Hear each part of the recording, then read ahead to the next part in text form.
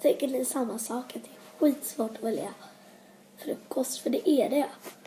Nu får ni se en vanlig dag när jag ska välja frukost.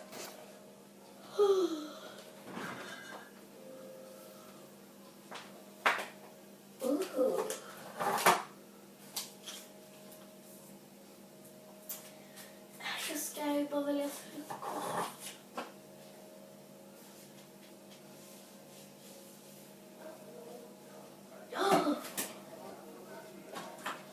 Jag måste ta lite då.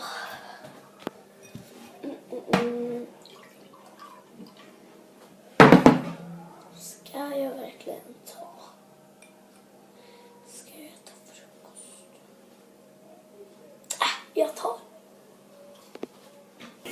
Ja, ananas. Jag är hungrig.